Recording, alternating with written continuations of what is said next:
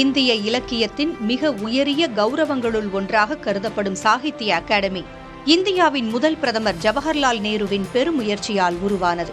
நல்ல இலக்கியங்கள் நல்ல மனிதர்களை உருவாக்கும் என நம்பிய நேரு இதன் முதல் தலைவராகவும் பொறுப்பு வகித்து அரசியல் தலையீடு இன்றி இந்த அமைப்பு தன்னாட்சியுடன் செயல்பட அடித்தளம் அமைத்தார்.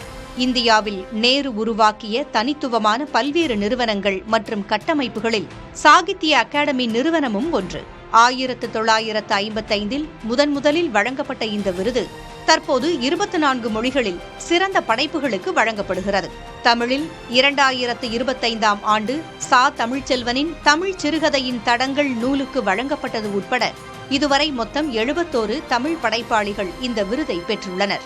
1955 தமிழ் இன்பம் நூலுக்காக ராபி சேதுப்பிள்ளை முதல் விருதை பெற்றார். சாகித்ய அகாடமி ஹிந்தியிலும் ஆங்கிலத்திலும் இலக்கிய இதழ்களை வெளியிடுகிறது. அது மட்டுமல்லாமல் சாகித்ய அகாடமி 24 இந்திய மொழிகளில் புத்தகங்களை வெளியிடுகிறது. சாகித்ய அகாடமி பெறும் நூல்களும் முக்கியமான நூல்களும் இந்திய மொழிகள் பலவற்றிலும் மொழிபெயர்க்கப்படுவது முக்கியமான ஒரு பணியாகும்.